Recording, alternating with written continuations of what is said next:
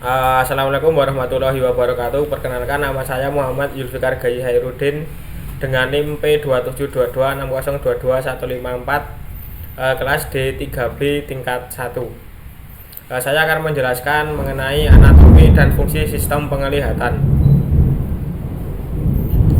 Mata merupakan salah satu organ tubuh yang paling penting. Sayangnya masih banyak yang belum mengenal anatomi bagian mata dan fungsinya. Mata terdiri dari beberapa bagian, yaitu yang pertama kornea. Kornea adalah jaringan berbentuk kubah transparan yang membentuk bagian mata terdepan atau paling luar. Fungsi kornea adalah sebagai jendela dan jalan masuk cahaya ke mata. Berkat kornea, mata dapat mengatur masuknya sinar cahaya agar bisa melihat kata-kata dan gambar secara jelas. Kornea berfungsi memberikan 65-75% kekuatan fokus pada mata. Lalu bilik mata depan atau anterior chamber.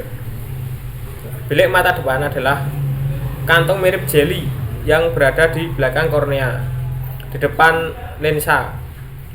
Kantung yang juga dikenal dengan istilah anterior chamber ini berisi cairan aqueous humor yang membantu membawa nutrisi ke jaringan mata. Cairan aqueous humor juga sekaligus berfungsi sebagai penyeimbang tekanan di dalam mata. Kesehatan mata juga dipengaruhi oleh proses produksi dan aliran cairan di bilik mata depan. Lalu kemudian ada sklera.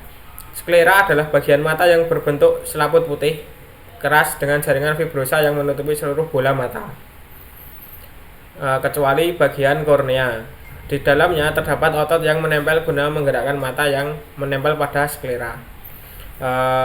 Salah satu penyakit yang dikaitkan dengan sklera yang bermasalah adalah skleritis, yaitu di mana peradangan dan pembengkakan yang terjadi di sklera. Lalu iris dan pupil.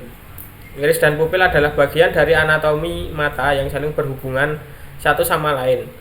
Iris adalah membran berbentuk cincin yang mengelilingi sebuah bulatan kecil berwarna lebih gelap di tengahnya. Fungsinya yaitu mengatur sejumlah cahaya yang masuk ke mata dan menyesuaikan dengan bukaan pupil.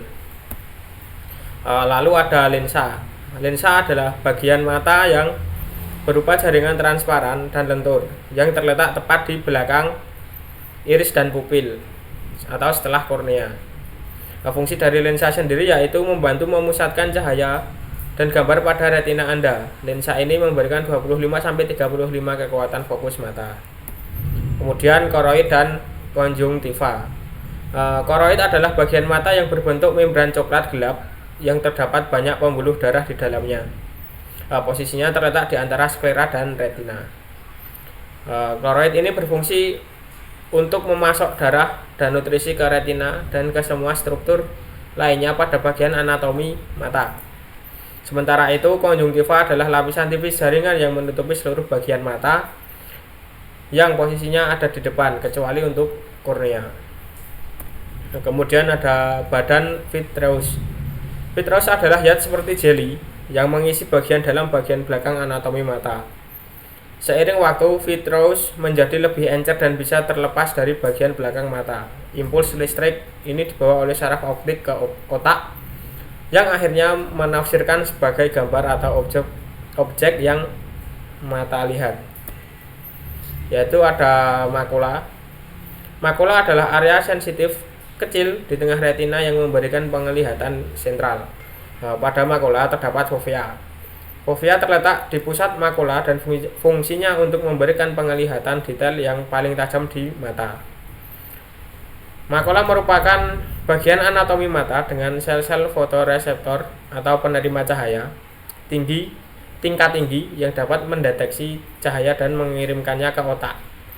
Dengan kata lain, makula memiliki peran besar agar dapat melihat berbagai warna dan detail dari suatu objek dengan sangat jelas. Kemudian ada retina dan saraf optik.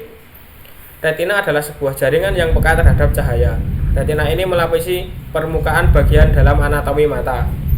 Sel di retina bisa mengubah cahaya masuk menjadi impuls listrik. Lalu yang terakhir yaitu kelopak mata. Kelopak mata atau Palpebra adalah bagian anatomi mata dengan fungsi yang tak kalah penting dengan bagian lainnya. Kelopak mata membantu menjaga kesehatan mata dengan melindungi kornea dari paparan benda-benda asing seperti infeksi, cedera, serta penyakit. Kelopak mata juga membantu agar air mata tersebar dengan merata pada permukaan mata, terutama jika kelopak mata tertutup. Hal ini tentunya membantu melumasi mata dan mencegah kondisi mata kering. Terima kasih, mungkin itu saja yang dapat sampaikan. Banyak kurangnya mohon maaf. Wassalamualaikum warahmatullahi wabarakatuh.